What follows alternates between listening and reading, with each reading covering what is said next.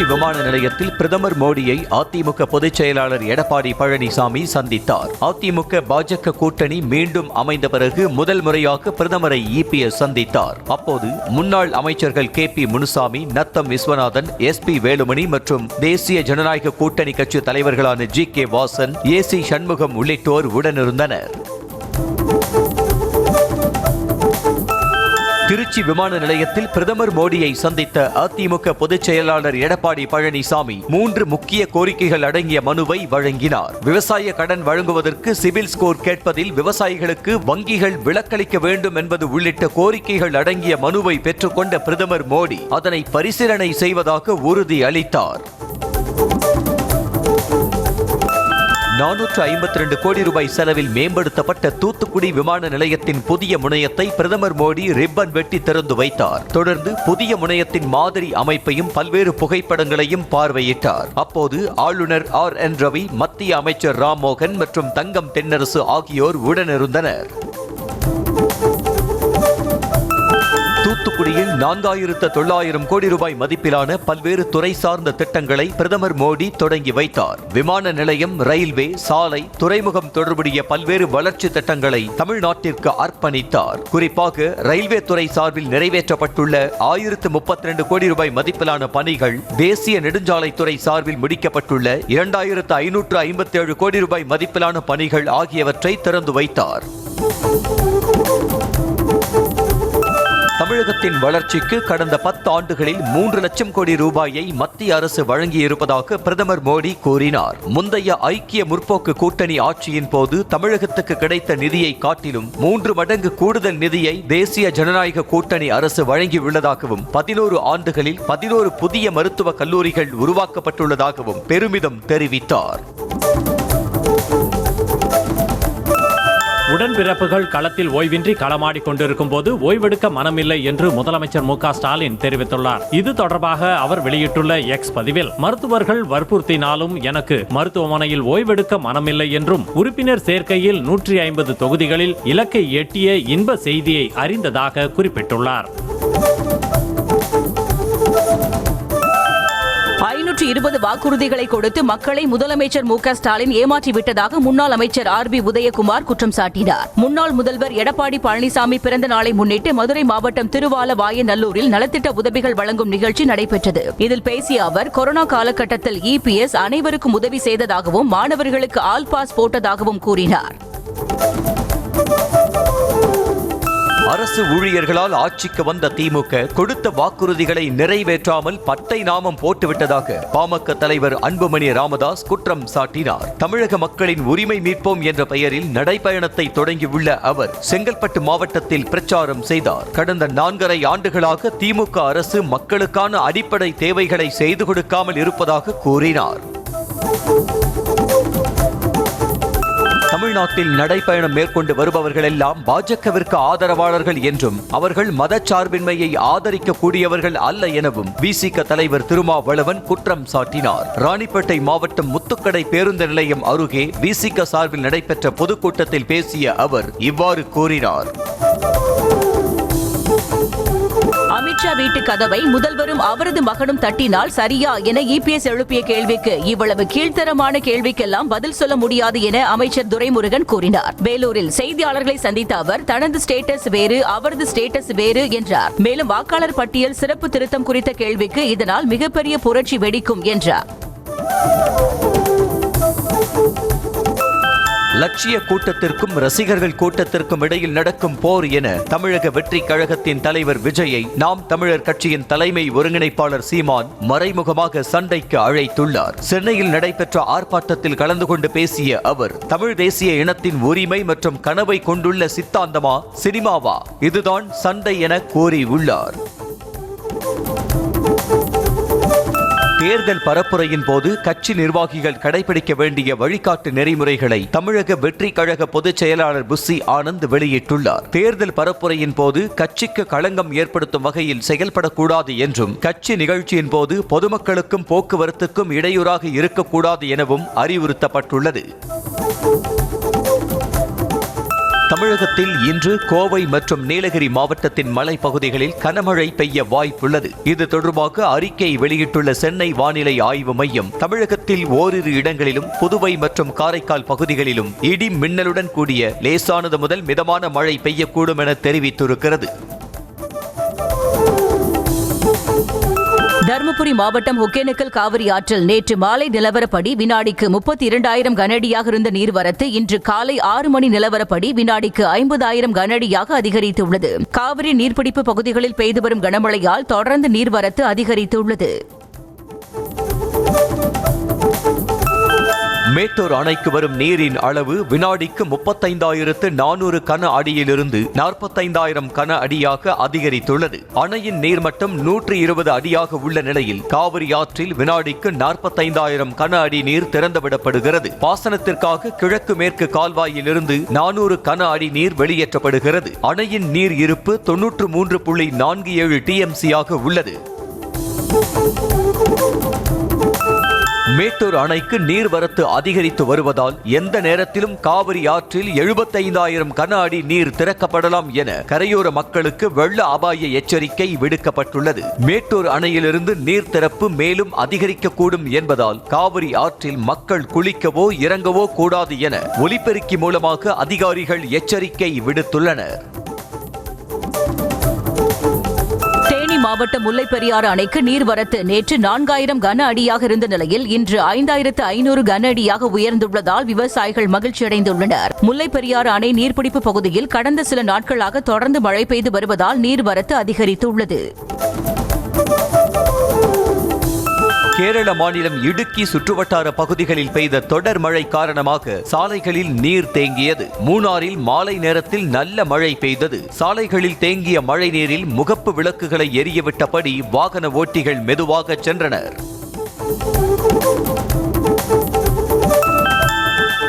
ஜார்க்கண்ட் மாநிலம் ஜாம்ஷெட்பூரில் பெய்த தொடர் கனமழை காரணமாக சுபர்ணரேகா ஆற்றில் வெள்ளப்பெருக்கு ஏற்பட்டு குடியிருப்பு பகுதிகளுக்குள் நீர் புகுந்தது. வெள்ள நீருடன் கழிவு நீரும் கலந்து வந்ததால் பொதுமக்கள் மிகவும் சிரமப்பட்டனர். குஜராத் மாநிலம் ஆரவல்லி மாவட்டத்தில் இரவில் பெய்த மழையால் சாலைகளில் நீர் தேங்கியது. மோதசா பகுதியில் நீண்ட நேரம் மழை பெய்ததை அடுத்து முழங்கால் அளவுக்கு நீர் தேங்கியதால் வாகன ஓட்டிகள் ஊர்ந்தவாறு சென்றனர். தேர்தல் ஆணையம் ஒருதலை பட்சமாக நடுவர் போல செயல்படுவதே காங்கிரஸ் கட்சியின் தோல்விக்கு காரணம் என மக்களவை எதிர்க்கட்சி தலைவர் ராகுல் காந்தி குற்றம் சாட்டியுள்ளார். தேர்தல் ஆணையத்தின் சந்தேகத்திற்குரிய வாக்காளர் பட்டியலால் தான் 2017ஆம் ஆண்டு குஜராத் தேர்தலில் காங்கிரஸ் தோல்வியடைந்ததாக கூறினார். அகமதாபாத் விமான விபத்தில் உயிரிழந்தவர்களில் 166 பேரின் குடும்பத்தினருக்கு இடைக்கால நிவாரணம் வழங்கியுள்ளதாக ஏர் இந்தியா நிறுவனம் தெரிவித்தது. மேலும் 52 பேரின் குடும்பங்களுக்கு நிவாரணம் வழங்கும் பணி நடைபெற்று வருவதாக கூறப்படுகிறது. 25 லட்சம் ரூபாய் இடைக்கால நிவாரணமாக வழங்கப்படும் என்று கடந்த ஜூன் 14ஆம் தேதி ஏர் இந்தியா அறிவித்திருந்தது. வீட்டில் கட்டுக்கட்டாக பணம் கண்டுபிடிக்கப்பட்ட விவகாரத்தில் விசாரணைக்குழு அளித்த அறிக்கை செல்லாது என அறிவிக்க கோரி அலகாபாத் உயர்நீதிமன்ற நீதிபதி யஷ்வந்த் வர்மா தாக்கல் செய்த மனு உச்சநீதிமன்றத்தில் நாளை விசாரணைக்கு வருகிறது. டெல்லி உயர்நீதிமன்ற நீதிபதியாக யஷ்வந்த் வர்மா இருந்தபோது வீட்டில் ஏற்பட்ட தீயை அணைக்கும் போது கட்டுக்கட்டாக பணம் கண்டெடுக்கப்பட்டது. நிதிஷ்குமார் அரசை ஆதரிப்பதற்காக தாம் வருத்தப்படுவதாக மத்திய அமைச்சர் சிராக் பஸ்வான் தெரிவித்தார். பீகாரில் சமீபத்தில் நடந்த வீட்டு காவல் பணிக்கான ஆட்சேர்ப்பு தேர்வு எழுத வந்த மாணவி மயக்கமடைந்து ஆம்புலன்ஸில் பாலியல் வன்கொடுமை செய்யப்பட்டார். இதுகுறித்து பேசிய அவர், பீகாரில் கொலைகள், கொள்ளைகள், கடத்தல்கள் மற்றும் பாலியல் வன்கொடுமைகள் அன்றாட நிகழ்வாகிவிட்டதாக கூறினார். கார்கில் வெற்றி தினத்தை ஒட்டி நவீன போர் ஆயுதங்களை இந்திய ராணுவத்தினர் காட்சிப்படுத்தினர். ஜம்மு காஷ்மீர் மாநிலம் டிராஸ் பகுதியில் ஆயுதம் கண்டறியும் ரேடார், போர் டாங்கிகள், ட்ரோன்கள் உள்ளிட்டவற்றின் செயல்பாடுகளை செய்து காண்பித்து இந்திய ராணுவத்தினர் அசத்தினர். கடந்த 10 ஆண்டுகளில் நடைபெற்ற 80க்கும் மேற்பட்ட தேர்வுகளின் வினாத்தாளில் நடந்துள்ள மோசடியால் 85 லட்சம் இளைஞர்களின் எதிர்காலம் பாதிக்கப்பட்டுள்ளதாக மக்களவை எதிர்க்கட்சி தலைவர் ராகுல் காந்தி குற்றம் சாட்டியுள்ளார். மோசடிகளை தடுக்க அரசு தவறிவிட்டது என்றும் இளைஞர்களின் கனவுகளுக்கு செய்யப்படும் இந்த துரோகம் நிறுத்தப்பட வேண்டும் என்றும் அவர் தெரிவித்துள்ளார். ஓபிசி பிரிவினருக்கு மக்களவை எதிர்க்கட்சி தலைவர் ராகுல் காந்தி இரண்டாவது அம்பேத்கராக மாறுவார் என்று காங்கிரஸ் முன்னாள் எம்பி உதித் ராஜ் கூறியிருப்பதற்கு பாஜக கண்டனம் தெரிவித்திருக்கிறது. பட்டியலின மக்களையும் அம்பேத்கரையும் உதித் ராஜ் இழிவுபடுத்துவதாக குற்றம் சாட்டியுள்ளது. பாகிஸ்தானுக்கு எதிரான இந்திய ராணுவத்தின் மிக முக்கிய நடவடிக்கையாக கருதப்படும் ஆபரேஷன் சிந்தூர் குறித்து பள்ளி பாட புத்தகத்தில் சேர்க்க NCERT முடிவு செய்துள்ளதாக தகவல் வெளியானது. 3ஆம் வகுப்பு முதல் 8ஆம் வகுப்பு வரை ஒரு பகுதி, 9ஆம் வகுப்பு முதல் 12ஆம் வகுப்பு வரை மற்றொரு பகுதி என 2 கட்டங்களாக பாடத்திட்டம் வகுக்கப்பட இருப்பதாக கூறப்படுகிறது. மும்பை புனே எக்ஸ்பிரஸ்வேயில் கட்டுப்பாட்டை இழந்த ட்ரக் 25க்கும் மேற்பட்ட வாகனங்களில் மோதி விபத்துக்குள்ளானது. ராய்காட் மாவட்டத்தின் கோபாலி என்ற இடத்திலிருந்து வந்து கொண்டிருந்த ட்ரக்கில் திடீரென பிரேக் செயலிழந்ததால் கட்டுப்பாட்டை இழந்து முன்னால் சென்ற சொகுசு கார்கள் உள்ளிட்ட 25 வாகனங்கள் மீது அடுத்தடுத்து மோதியதில் 19 பேர் படுகாயமடைந்தனர். தாய்லாந்து கம்போடியா எல்லை பிரச்சனையில் தற்போதைய நிலை குறித்து உன்னிப்பாக கவனித்து வருவதாக வெளியுறவு அமைச்சக செய்தி தொடர்பாளர் ரந்தீர் ஜெய்ஸ்வால் தெரிவித்தார். இரு நாடுகளிடையே நீண்ட காலமாக இருந்து வந்த எல்லை பிரச்சனை 2 நாட்களுக்கு முன்பு மோதலாக வெடித்ததை அடுத்து இரு நாடுகளும் ஏவுகணைகள் மற்றும் பீரங்கி குண்டுகளை வீசி தாக்குதல் நடத்தின. பீகாரில் வாக்காளர் பட்டியல் சிறப்பு திருத்தத்தில் 66 லட்சம் வாக்காளர்களை நீக்கியது பெரிய தவறு என முன்னாள் மத்திய அமைச்சர் ப. சிதம்பரம் கூறினார். சிவகங்கை மாவட்டம் சிங்கம்புணரி அரசு மருத்துவமனையில் டயாலிசிஸ் மையத்தை திறந்து வைத்த பின் செய்தியாளர்களை சந்தித்த அவர் தேர்தல் ஆணையத்திற்கும் புத்தி பேதலித்து விட்டதாக விமர்சனம் செய்தார்.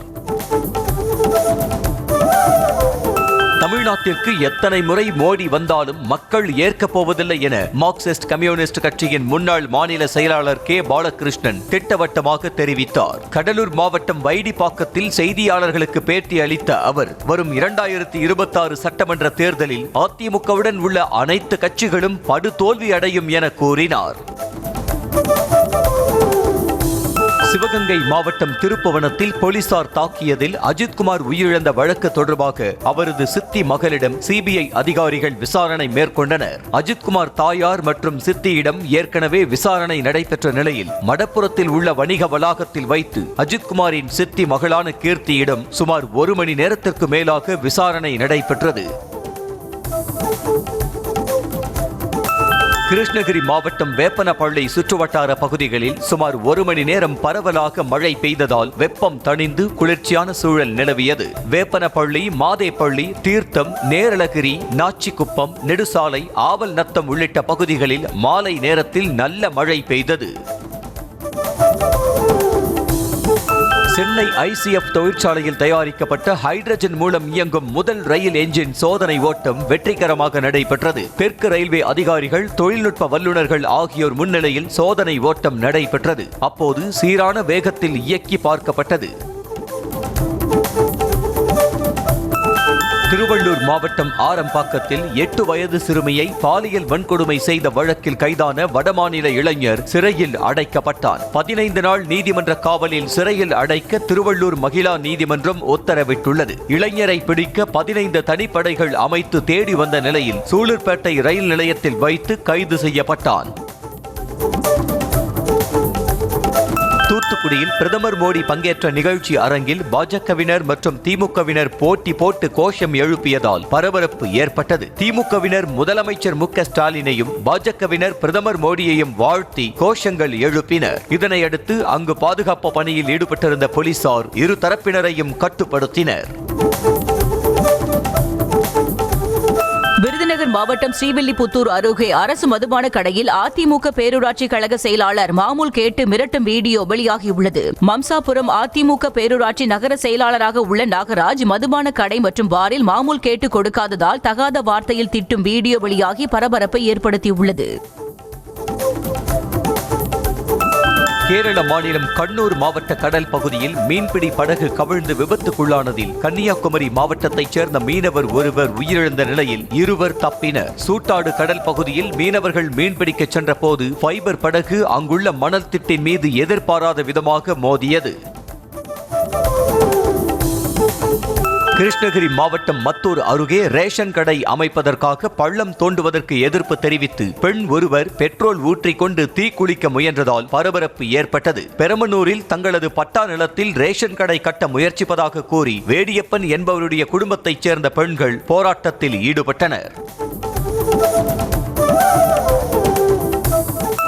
சென்னையில் நண்பரை தாக்கிய காவல்துறை சிறப்பு உதவி ஆய்வாளரை ஆபாசமாக பேசி அவருக்கு மிரட்டல் விடுத்த இளைஞரின் வீடியோ காட்சி வெளியாகி பரபரப்பை ஏற்படுத்தியுள்ளது. பிராட்வே வடக்கு பேருந்து நிலையத்தில் பாதுகாப்பு பணியில் ஈடுபட்டிருந்த SSI அங்குள்ள காவல் உதவி மைய சுவற்றில் சிறுநீர் கழித்த இளைஞரை தாக்கியதாக கூறப்படுகிறது. கோவை மாவட்டம் மருதமலையில் 184 அடி உயரத்தில் முருகன் சிலை அமைக்கும் பணிகளை நிறுத்தக் கோரிய வழக்கில் வனத்துறை பதிலளிக்க சென்னை உயர்நீதிமன்றம் உத்தரவிட்டுள்ளது. முரளிதரன் தாக்கல் செய்த மனுவில் யானைகள் வழித்தடமான மருதமலை சுற்றுச்சூழல் ரீதியாக முக்கியமான பகுதியாக உள்ளதாகவும் அங்கு 184 அடி உயரத்திற்கு முருகன் சிலை அமைத்தால் வனங்களை அழிக்க வேண்டிய நிலை வரும் என்றும் குறிப்பிட்டிருந்தார். நீலகிரி மாவட்டத்தில் தேவாலா அரசு மேல்நிலைப் பள்ளியின் தகர மேற்கூரை சூறைக்காற்றுக்கு தாக்குப்பிடிக்க முடியாமல் பறந்து குடியிருப்பு அருகே விழுந்தது. கூடலூர் அடுத்துள்ள தேவாலா பகுதியில் காற்றுடன் கனமழை பெய்த நிலையில் அரசு பள்ளி கட்டடத்தின் தகர ஷீட் பறந்து விழுந்தது. கோவையில் மும்மதத்தினர் முன்னிலையில் நடைபெற்ற மத நல்லிணக்க திருமண விழாவில் முக்கிய பிரமுகர்கள் கலந்து கொண்டனர். கோவை கோட்டை மக்கள் நல்வாழ்வு மன்றம் சார்பில் போத்தனூர் பகுதியில் நடைபெற்ற விழாவில் திருச்சி, திருப்பூர், கோவை மற்றும் கேரளாவைச் சேர்ந்த 6 இஸ்லாமிய ஜோடிகளுக்கு திருமணம் செய்து வைக்கப்பட்டது. கள்ளக்குறிச்சி மாவட்டம் சின்னசேலம் அருகே மண் கடத்தி வந்த டிராக்டர் சக்கரத்தில் சிக்கி மூதாட்டி தலை நசுங்கி சம்பவ இடத்திலேயே உயிரிழந்தார். பைத்தந்துறையைச் சேர்ந்த சின்னம்மாள் என்பவர் சாலையில் நடந்து சென்று கொண்டிருந்த போது எலியத்தூர் பிரிவு சாலையில் வந்த டிராக்டர் கட்டுப்பாட்டை இழந்து மூதாட்டி மீது மோதியது. மயிலாடுதுறை அருகே ஆழ்கடத்தல் வழக்கில் சரித்திர பதிவேடு குற்றவாளி மீது குண்டர் தடுப்பு காவல் சட்டம் பாய்ந்தது. திருவிழந்தூரைச் சேர்ந்த மணிகண்டன் என்பவர் சிதம்பரத்தைச் சேர்ந்த பழனிசாமியிடம் 5 லட்சம் ரூபாய் கடன் பாக்கி வைத்ததாக தெரிகிறது. இந்நிலையில் மணிகண்டனின் தந்தை நடராஜனை பழனிசாமியின் அண்ணன் உட்பட 5 பேர் கடத்திய நிலையில் அதில் மன்றோடு பாண்டியன் சரித்திர பதிவேடு குற்றவாளி என விசாரணையில் தெரிய வந்தது. தேனி மாவட்டம் ஆண்டிப்பட்டி அருகே இந்திய தபால் துறை சார்பில் டி. சுப்புலாபுரம் காட்டன் சேலைகளை கௌரவப்படுத்தும் விதமாக புவிசார் குறியீட்டுக்கு இணையாக அஞ்சல் உரை வெளியிடப்பட்டது. புவிசார் குறியீட்டுக்கு இணையாக அஞ்சல் உரை வெளியிடுவதால் நெசவாளர்கள் பெரும் மகிழ்ச்சி அடைந்தனர்.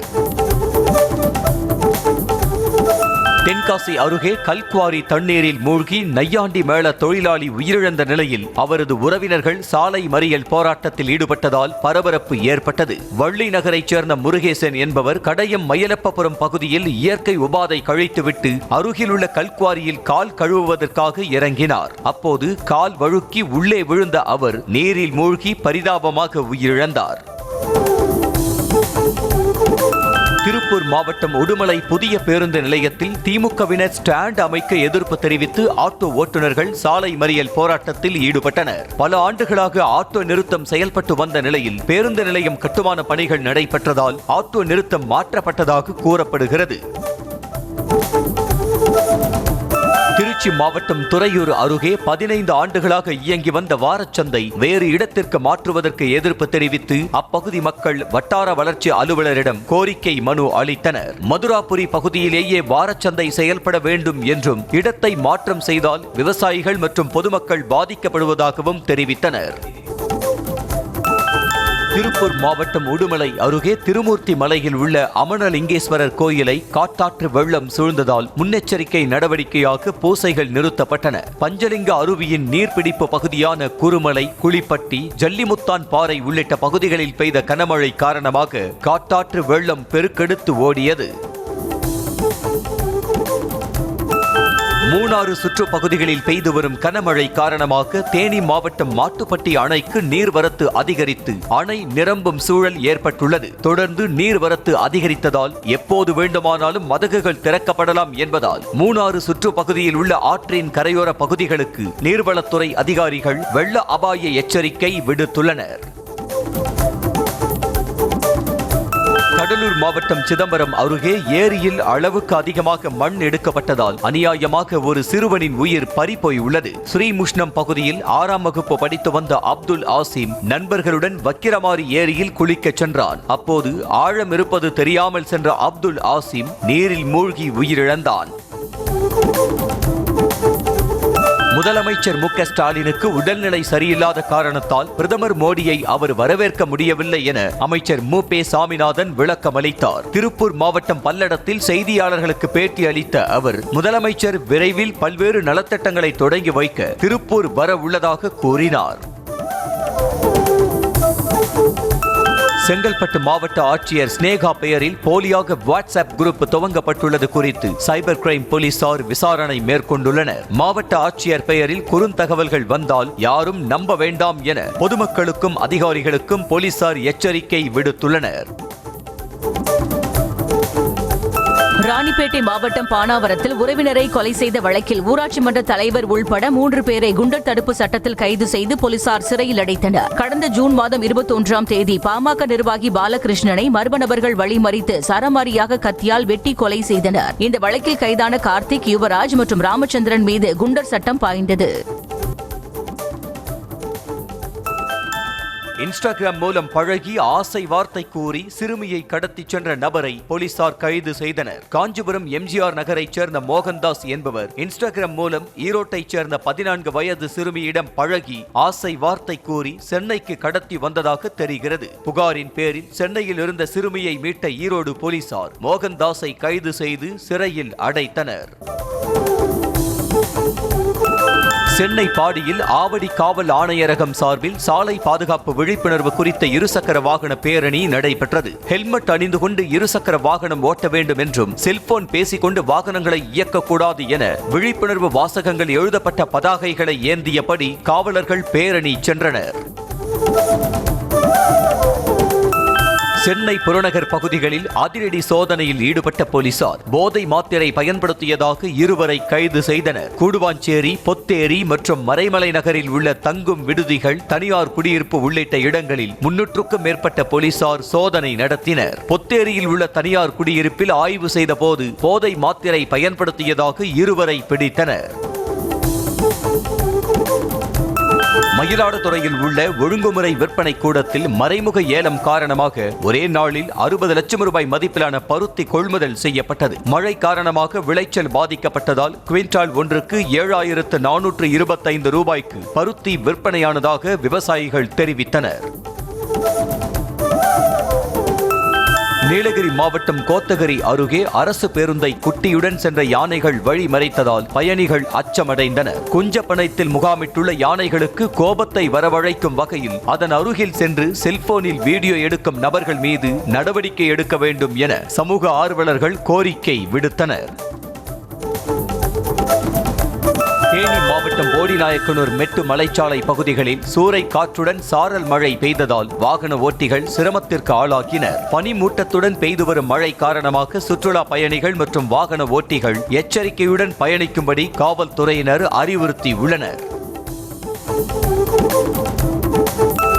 தேனி அருகே போலீசாரை ஒருமையில் பேசி மிரட்டிய அகில இந்திய பார்வர்ட் பிளாக் கட்சி நிர்வாகியை போலீசார் கைது செய்தனர். பெரியகுளம் அருகே மேல்மங்கலத்தைச் சேர்ந்த சரித்திர பதிவேடு குற்றவாளி தனபாண்டியின் நன்னடத்தை குறித்து விசாரிக்க அவரை பெரியகுளம் காவல் நிலையத்திற்கு போலீசார் அழைத்து வந்தபோது அவருடன் வந்த தங்கதுரை போலீசாரை ஒருமையில் பேசினார். இதையடுத்து இருவரும் கைது செய்யப்பட்டனர். திருவள்ளூர் மாவட்டம் திருத்தணி சுப்பிரமணிய சுவாமி திருக்கோயிலுக்கு சொந்தமான குளத்தில் குடியிருப்பு பகுதியில் இருந்து வரும் கழிவுநீர் கலப்பதால் சுகாதார சீர்கேடு ஏற்பட்டுள்ளதாக குற்றச்சாட்டு எழுந்துள்ளது. ஆடி கிருத்திகை விழாவை முன்னிட்டு லட்சக்கணக்கான பக்தர்கள் கோயிலுக்கு வருகை தரவிருப்பதால் மாவட்ட நிர்வாகம் நடவடிக்கை எடுக்க வேண்டும் என கோரிக்கை எழுந்திருக்கிறது.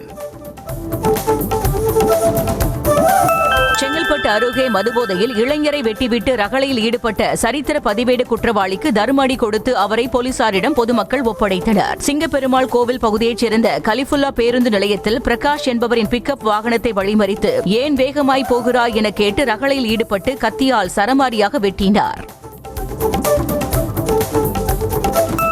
சென்னை OMRல் 1 கிராம் மெத்தபெட்டமைன் போதைப் பொருள் வைத்திருந்ததாக 3 பேரை போலீசார் கைது செய்தனர். செம்மஞ்சேரி காவல் நிலைய எல்லைக்குட்பட்ட பழந்தோட்ட சாலையில் போலீசார் வாகன தணிக்கையில் ஈடுபட்டிருந்தனர். அப்போது இருசக்கர வாகனத்தில் வந்த 3 இளைஞர்களை மடக்கி பிடித்து சோதனை செய்தபோது மெத்தபெட்டமைன் இருப்பது கண்டுபிடிக்கப்பட்டது. ஈரோடு மாவட்டம் கொடுமுடி அருகே மனைவி இறந்த துக்கத்தில் முதியவர் தீக்குளித்து தற்கொலை செய்து கொண்ட சம்பவம் சோகத்தை ஏற்படுத்தியுள்ளது. புதுப்பாளையத்தைச் சேர்ந்த விஜயகுமாரின் மனைவி சரோஜா பக்கவாத நோயால் பாதிக்கப்பட்டு உயிரிழந்தார். இந்நிலையில் மனைவியை பிரிந்த துக்கம் தாங்காமல் விபரீத முடிவு எடுப்பதாக விஜயகுமார் கடிதம் எழுதிவிட்டு அருகிலுள்ள மயானத்தில் தீக்குளித்து தற்கொலை செய்து கொண்டார். கோவை மாவட்டம் ஆனைமலை அருகே உள்ள ஆழியாறு அணையில் மத்திய ரிசர்வ் போலீஸ் படையினர் பேரிடர் மீட்பு ஒத்திகையில் ஈடுபட்டனர். தொப்பம்பட்டியில் உள்ள மத்திய ரிசர்வ் போலீஸ் படை பயிற்சி கல்லூரியில் போலீஸ் பிரிவில் பணியாற்றும் வீரர்கள் இந்த பயிற்சியில் கலந்து கொண்டனர். தண்ணீரில் சிக்கிய நபர்களை மீட்பது, அவர்களுக்கு சிகிச்சை அளிப்பது குறித்து பயிற்சி அளிக்கப்பட்டது. தேனி மாவட்டம் கம்பம் அருகே விவசாய தோட்டத்துக்குள் புகுந்த மலைப்பாம்பை வனத்துறையினர் லாவகமாக பிடித்தனர். காமைய கவுண்டன்பட்டியில் அரவிந்தன் என்பவருக்கு சொந்தமான தென்னந்தோப்பில் புகுந்த மலைப்பாம்பை பிடித்த வனத்துறையினர் அருகே இருந்த வனப்பகுதிக்கு கொண்டு சென்று பாதுகாப்பாக விட்டனர். கார்கில் போர் வெற்றி தினத்தை ஒட்டி ஜம்மு காஷ்மீரில் பாஜகவினர் பேரணி சென்றனர். பாஜக சட்டமன்ற உறுப்பினர் ஷகுன் பரிஹர் தலைமையில் கிஸ்த்வார் பகுதியில் நடைபெற்ற இப்பேரணியில் போரில் உயிர்நீத்த தியாகிகளுக்கு ஆதரவாக முழக்கம் எழுப்பப்பட்டது. பீகார் மாநிலம் பெட்டாயா கிராமத்தில் விளையாட்டு பொம்மை என நினைத்து பாம்பை 1 வயது குழந்தை கடித்த சம்பவம் பரபரப்பை ஏற்படுத்தியது. வீட்டின் தோட்டத்தில் விளையாடி கொண்டிருந்த 1 வயது குழந்தை கோவிந்தா தரையில் சென்ற பாம்பை கையில் எடுத்து பொம்மை என நினைத்து கடித்ததில் அது உயிரிழந்ததாக கூறப்படுகிறது. கர்நாடக மாநிலம் பெங்களூருவில் ஸ்கூட்டியை கனரக வாகனம் முந்த முயன்ற போது நூலிழையில் உயிர் தப்பிய பெண்ணின் பரபரப்பு சிசிடிவி காட்சிகள் வெளியாகியுள்ளன. ஸ்ரீனிவாசபுரா பகுதியில் ஸ்கூட்டியில் சென்ற பெண்ணை கனரக வாகனம் முந்த முயற்சி செய்தது. அப்போது எதிர்பாராத விதமாக லாரி சக்கரத்தில் வாகனம் சிக்கியதில் பெண் நல்வாய்ப்பாக உயிர் தப்பினார். மகாராஷ்டிராவின் நவி மும்பையில் கூகுள் மேப் காட்டிய தவறான பாதையால் கார் ஆற்றில் கவிழ்ந்து விபத்துக்குள்ளானது. பெலப்பூரில் உள்ள பாலத்தின் மேல் செல்ல வேண்டிய பாதைக்கு பதில் பாலத்திற்கு கீழ் செல்ல கூகுள் மேப் வழிகாட்டியது. அதனை பின்பற்றி காரை பெண் ஓட்டிச் சென்ற நிலையில் அது ஆற்றில் கவிழ்ந்தது. பின்னர் அந்த பெண் மீட்கப்பட்டார். கேரள மாநிலம் இடுக்கி அருகே மலைவாழ் கிராமங்களில் சாலை வசதி இல்லாததால் மூதாட்டியை சிகிச்சைக்கு டோலி கட்டி தூக்கிச் செல்லும் நிலை ஏற்பட்டுள்ளது. மூணாறு பகுதியில் உள்ள சிலந்தியார், சாமியார்குடி, கூடலார், வல்சப்பெட்டிக்குடி போன்ற கிராமங்களை காந்தலூர் சாலையோடு இணைக்க வேண்டும் என அப்பகுதி மக்கள் கோரிக்கை விடுத்தனர். கேரள சட்டசபை எதிர்க்கட்சி தலைவரும் காங்கிரஸ் கட்சியைச் சேர்ந்தவருமான சதீனுக்கு எதிராக சமூக வலைதள பக்கத்தில் மலையாள நடிகர் விநாயகன் பதிவிட்டுள்ள பதிவு வைரலாகி வருகிறது. விநாயகன் தனது பேஸ்புக் பக்கத்தில் சதீஷா, உன் வீட்டில் வந்து உன்னை தூக்குவேன் என பதிவிட்டுள்ளார். இது தொடர்பாக காவல்துறையில் இளைஞர் காங்கிரஸ் அமைப்பினர் புகார் அளித்துள்ளனர். தாய்லாந்து மற்றும் கம்போடியா இடையே விரைவில் போர் நிறுத்தம் வரும் என்று எதிர்பார்ப்பதாக அமெரிக்க அதிபர் டொனால்டு டிரம்ப் தெரிவித்தார். இரு நாட்டு தலைவர்களுடனான உரையாடல் குறித்து பேசிய அவர், அமெரிக்காவுடன் வர்த்தக பேச்சுவார்த்தையில் இரு நாடுகள் ஈடுபட விரும்புவதாகவும் போர் நிறுத்தம் நடைபெறும் வரை அதற்கு சாத்தியமில்லை என்று கருதுவதாகவும் கூறினார். பிந்த் வெயில் பிரிவைச் சேர்ந்த அலி அபித் அல் காதர் இஸ்மாயில் என்ற மூத்த ஹிஸ்புல்லா தளபதி படுகொலை செய்யப்பட்டு விட்டதாக இஸ்ரேல் தெரிவித்திருக்கிறது. இது தொடர்பாக இஸ்ரேல் பாதுகாப்பு படைகள் வெளியிட்டிருக்கும் செய்தியில், இஸ்ரேலுக்கு அச்சுறுத்தலாக உள்ள எதனையும் நீக்கும் நடவடிக்கையில் தொடர்ந்து ஈடுபடுவோம் என்று தெரிவிக்கப்பட்டுள்ளது. பாகிஸ்தானின் சிந்து மாகாணத்தைச் சேர்ந்த டிக்டாக் பிரபலம் சுமீரா ராஜ்புட் மர்மமான முறையில் உயிரிழந்துள்ளார். கட்டாய திருமணத்திற்காக அவரை சிலர் வற்புறுத்தியதாகவும் அவர்கள் சுமீராவுக்கு விஷம் கொடுத்திருக்கலாம் என்றும் கூறப்படுகிறது. இது தொடர்பாக 2 பேரை காவல்துறை கைது செய்துள்ள நிலையில் இதுவரை FIR பதியப்படவில்லை என்று கூறப்படுகிறது. இங்கிலாந்திற்கு எதிரான 4வது டெஸ்ட் போட்டியின் 4ஆம் நாள் ஆட்ட நேர முடிவில் இந்திய அணி 2 விக்கெட் இழப்பிற்கு 174 ரன்கள் சேர்த்துள்ளது. முதல் இன்னிங்ஸில் இந்திய அணி 358 ரன்களுக்கு ஆட்டமிழந்த நிலையில் இங்கிலாந்து அணி 669 ரன்கள் குவித்து ஆட்டமிழந்தது. இங்கிலாந்து அணியை விட 137 ரன்கள் இந்திய அணி பின்தங்கியுள்ளது. டெஸ்ட் டெஸ்ட் கிரிக்கெட் வரலாற்றில் 7000 ரன்கள் அடித்தது மட்டுமில்லாமல் 200 விக்கெட்டுகள் கைப்பற்றிய 3வது வீரர் என்ற சாதனையை இங்கிலாந்தின் பென் ஸ்டோக்ஸ் படைத்துள்ளார். இந்தியாவுக்கு எதிரான 4வது டெஸ்டின் முதல் இன்னிங்ஸில் 120 ரன்கள் அடித்ததன் மூலம் டெஸ்ட் கிரிக்கெட்டில் 7000 ரன்களை கடந்தார். மேலும் இதுவரை அவர் 229 விக்கெட்டுகளை வீழ்த்தியுள்ளார். இங்கிலாந்திற்கு எதிரான 4வது டெஸ்ட் போட்டியின் முதல் இன்னிங்ஸில் 112 ரன்களை விட்டுக் கொடுத்ததன் மூலம் தனது டெஸ்ட் வரலாற்றில் முதன்முறையாக ஒரு போட்டியில் 100 ரன்களுக்கு மேல் விட்டுக் கொடுத்து மோசமான சாதனையை இந்திய அணியின் வேகப்பந்து வீச்சாளர் பும்ரா படைத்துள்ளார். முதல் இன்னிங்ஸில் இங்கிலாந்து அணி 669 ரன்களுக்கு ஆட்டமிழந்தது. முத்தரப்பு T20 தொடரின் இறுதிப் போட்டியில் தென்னாப்பிரிக்கா அணியை 3 ரன்கள் வித்தியாசத்தில் வீழ்த்தி நியூசிலாந்து அணி கோப்பையை வென்றது. முதலில் பேட்டிங் செய்த நியூசிலாந்து அணி 20 ஓவர்களில் 5 விக்கெட்டுகள் இழப்பிற்கு 180 ரன்கள் எடுத்தது. 181 ரன்கள் எடுத்தால் வெற்றி என்ற இலக்குடன் களமிறங்கிய தென்னாப்பிரிக்க அணி 20 ஓவர்களில் 6 விக்கெட்டுகள் இழப்பிற்கு 177 ரன்கள் மட்டுமே எடுத்தது.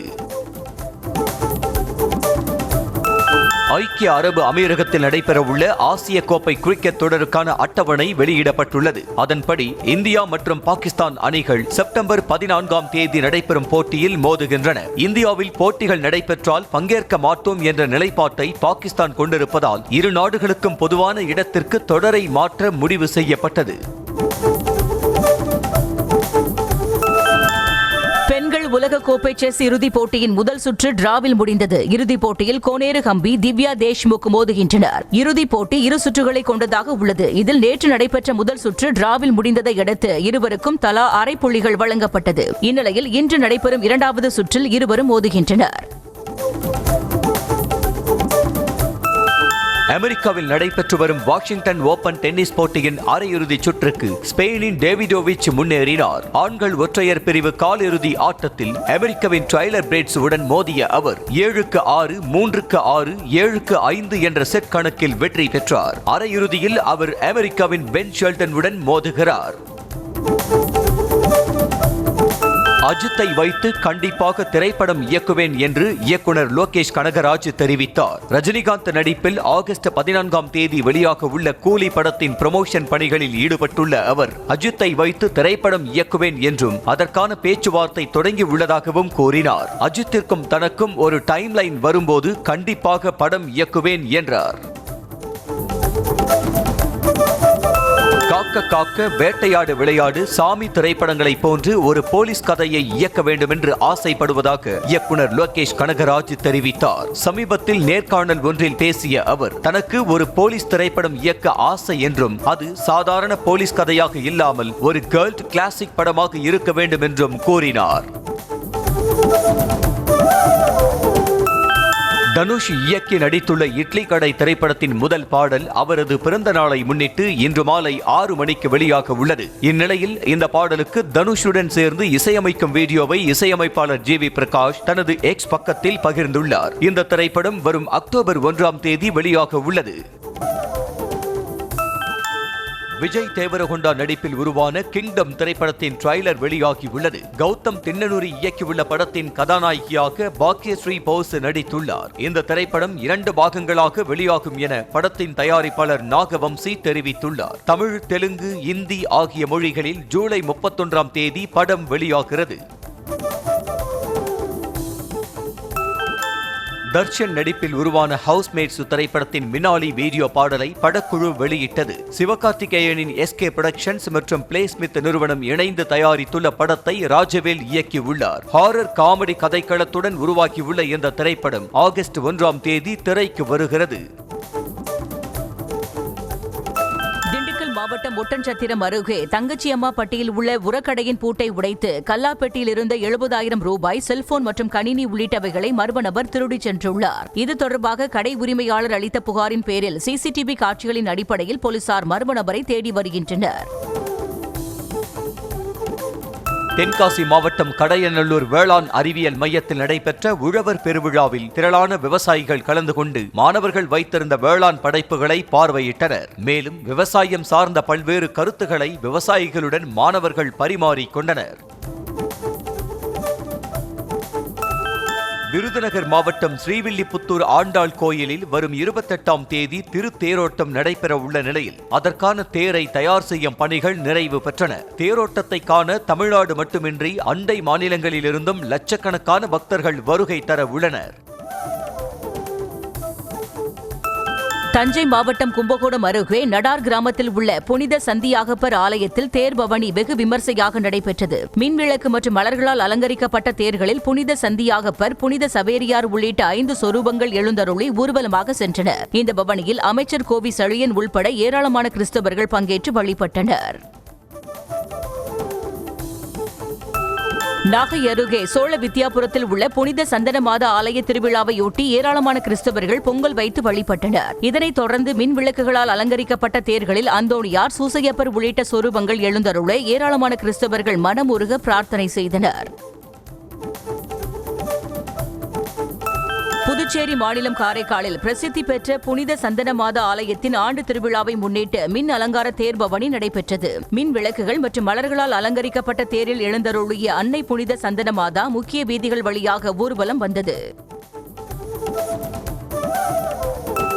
கடலூர் மாவட்டம் பன்ருட்டியில் உள்ள ஹஜ்ரத் நூர் முகமது ஷா அவுலியா தர்காவில் கந்தூரி உருஸ் பண்டிகையை ஒட்டி மக்கள் கூட்டம் அலைமோதியது. கந்தூரி உருஸ் விழாவை ஒட்டி தர்கா முழுவதும் மின் விளக்குகளால் அலங்கரிக்கப்பட்டிருந்தது. மேலும் வார விடுமுறையை ஒட்டி குடும்பத்துடன் குவிந்த மக்கள் அங்கு அமைக்கப்பட்டிருந்த ராட்டினங்கள் உள்ளிட்டவைகளில் விளையாடி மகிழ்ந்தனர். அப்டேட் செய்யப்பட்ட ரோட்ஸ்டர் மாடல் பைக்கை SD நிறுவனம் ஆகஸ்ட் 12ஆம் தேதி அறிமுகம் செய்கிறது. அறிமுகத்திற்கு முன்பான சோதனைகளை அந்நிறுவனம் நடத்தி வருகிறது. 2022ஆம் ஆண்டு அறிமுகமான ரோட்ஸ்டர் முதல் முறையாக பெரிய அளவில் மாற்றம் செய்யப்பட்டுள்ளது. அடிப்படை விஷயங்களில் தொடங்கி பைக்கில் சில குறிப்பிடத்தக்க வடிவமைப்பு மாற்றங்கள் செய்யப்பட்டிருப்பதாக கூறப்படுகிறது. டொயோட்டா நிறுவனம் தனது இனோவா கிறிஸ்டா மாடல் கார்களின் விலையை 26,000 ரூபாய் வரை உயர்த்தியுள்ளது. VX மற்றும் ZX வேரியன்ட்களின் விலை உயர்த்தப்பட்டிருப்பதாகவும் இது 7 மற்றும் 8 இருக்கைகள் கொண்ட வேரியன்ட்களுக்கு பொருந்தும் எனவும் அறிவிக்கப்பட்டுள்ளது. இதை தவிர அர்பன் குரூசர் டைசர் மற்றும் ரூமியன் மாடல்களின் விலையிலும் மாற்றம் ஏற்பட்டுள்ளது. Z10 டர்போ பிளஸ் என்ற பெயரில் புதிய போன் ஒன்றை விரைவில் அறிமுகம் செய்யவிருப்பதாக iQOO நிறுவனம் தெரிவித்திருக்கிறது. Z10 turbo, Z10 turbo bro வரிசையில் இந்த போன் அறிமுகப்படுத்தப்பட உள்ளது. MediaTek Dimensity 9400 Plus chip, 16GB RAM மற்றும் Android OS 15 8000 mAh பேட்டரியுடன் இந்த போன் வெளியாக உள்ளது.